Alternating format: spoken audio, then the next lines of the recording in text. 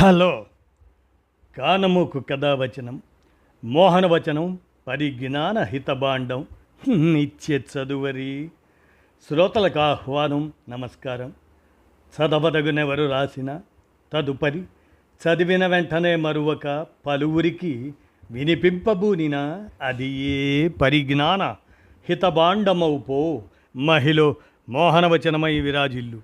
పరిజ్ఞాన హితబాండం లక్ష్యం ప్రతివారీ సమాచార హక్కు.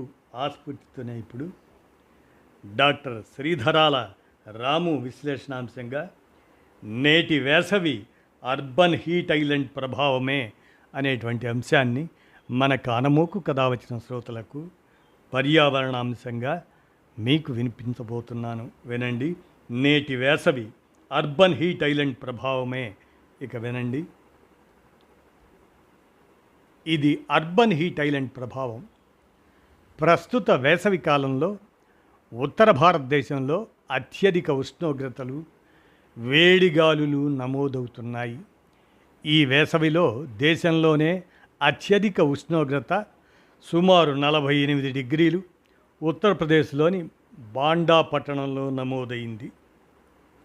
గతంలో మధ్యాహ్నం పూట ఎండ వేడి ఎక్కువగా ఉన్నప్పుడు ఇంటి నుంచి బయటకు రాకుండా ఉండటం వల్ల వేడి నుంచి రక్షణగా ఉండేది.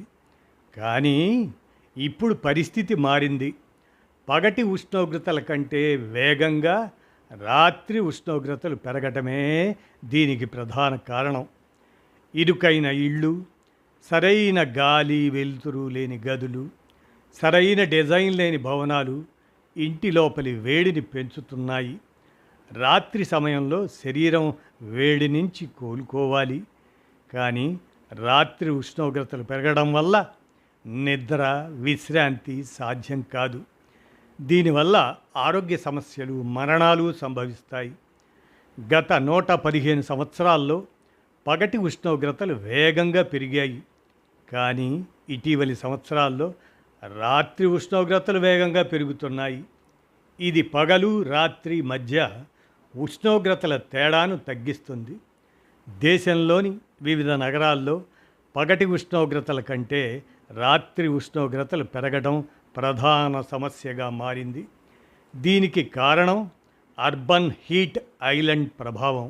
అంటే నగరాలు, పట్టణ ప్రాంతాల్లో ఉష్ణోగ్రతలు చుట్టుపక్కల గ్రామీణ ప్రాంతాల కంటే 2 నుంచి 4 డిగ్రీలు ఎక్కువగా ఉండటం. ఉదాహరణకు సౌత్ ఢిల్లీలోని పచ్చని ప్రాంతాలు ఆ చుట్టుపక్కల ప్రాంతాల కంటే 2-3 డిగ్రీలు తక్కువ ఉష్ణోగ్రత కారణంగా చల్లగా ఉంటాయి. హైదరాబాదులో హైటెక్ సిటీ, బంజారా హిల్స్ ప్రాంతాలు చుట్టుపక్కల ప్రాంతాల కంటే ఎక్కువ వేడిగా ఉంటాయి. అదే నగరం బయటకు వెళ్తే ఉష్ణోగ్రతలు ఆకస్మికంగా తగ్గటం గమనించవచ్చు. కాంక్రీట్ భవనాలు, రోడ్లు, గాజు, మెటల్ అటువంటివి పగటిపూట వేడిని గ్రహించి రాత్రి సమయంలో ఆ వేడిని విడుదల చేస్తాయి. ఎయిర్ కండిషనర్లు ఇంటి లోపల చల్లగా చేస్తాయి, కానీ వాతావరణంలోకి వేడిని విడుదల చేస్తాయి. అందమైన రూపం కోసం కార్పొరేట్ ఆఫీసుల్లో గ్లాస్ ఫసాడ్స్ను అధికంగా వాడటం వల్ల పరిసరాల ఉష్ణోగ్రత కనీసం 7 డిగ్రీలు పెరుగుతుంది. హైదరాబాదులో గాజు నిర్మాణాల కార్పొరేట్ ఆఫీసులు ఉన్న ప్రాంతాల్లో ఉష్ణోగ్రతలు ఇతర ప్రాంతాలతో పోలిస్తే ఎక్కువగా ఉంటాయి. శిలాజ ఇంధనాల వాహనాలు, ఫ్యాక్టరీలు వేడి కాలుష్యాన్ని పెంచుతాయి. ఎత్తైన భవనాలు గాలి ప్రవాహాన్ని అడ్డుకోవటం వల్ల వాతావరణంలో వేడి పెరుగుతుంది. చెట్లు, పార్కులు, తోటల సంఖ్య తగ్గిపోవటం కూడా మరో సమస్య.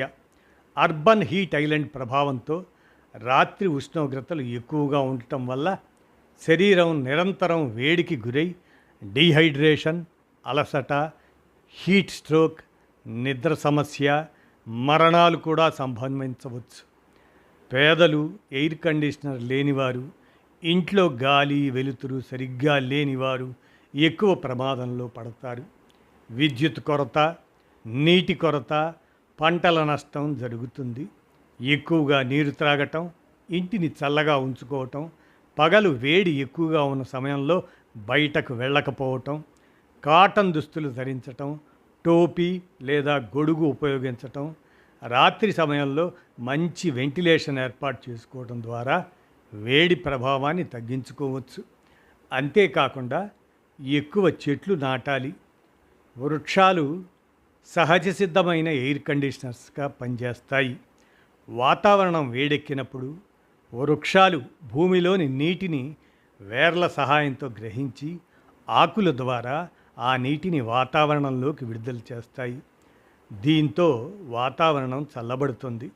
అలాగే కార్పొరేట్ ఆఫీసుల భవనాల్లో గాజు వాడకాన్ని పూర్తిగా తగ్గించాలి. గ్లాస్ వాడకం శీతల ప్రదేశాలకు అవసరం, కానీ భారతదేశం వంటి ఉష్ణమండల దేశాలకు శ్రేయస్కరం కాదు. భవనాలకు మెరుగైన వెంటిలేషన్ కల్పించుకోవాలి. చెరువుల వంటి నీటి వ్యవస్థలను కాపాడుకోవాలి. శిలాజ ఇంధనాల వాడకాన్ని తగ్గించుకోవాలి. కూల్ రూఫ్ టెక్నాలజీని వినియోగించుకోవాలి. తద్వారా హీట్ ఐలాండ్ ప్రభావం నుంచి బయటపడవచ్చు. వాతావరణ మార్పు వల్ల ప్రపంచవ్యాప్తంగా సమస్యలు ఎదురవుతున్నాయి. మన దేశంలో ఈ సమస్యల తీవ్రత ఎక్కువగా కనిపిస్తుంది. భారతదేశంలో మంచు కరిగిపోవటం, తద్వారా పెరుగుతున్న ఉష్ణోగ్రతలపై చర్చకు దారితీస్తుంది. ఈ అంశాలన్నీ మానవాళికి ప్రకృతి పంపిస్తున్న హెచ్చరికలు. ఈ సమస్యలకు మానవ జీవన విధానాలే మూల కారణం. ఆ విధానాలను మార్చుకోవడం ద్వారా పర్యావరణ మార్పుల తీవ్రతను తగ్గించుకోవచ్చు అంటూ డాక్టర్ శ్రీధరాల రాము, వీరు faculty of chemistry and environment sciences వారు విశ్లేషించి అందజేసిన ఈ అంశాన్ని మన కానమోకు కథ వచ్చిన శ్రోతలకు అవగాహన నిమిత్తం నేటి వేసవి అర్బన్ హీట్ ఐలాండ్ ప్రభావమే అనే అంశాన్ని మన కానమోకు కథ వచ్చిన శ్రోతలకు అవగాహన నిమిత్తం వినిపించాను. విన్నారుగా, ధన్యవాదాలు.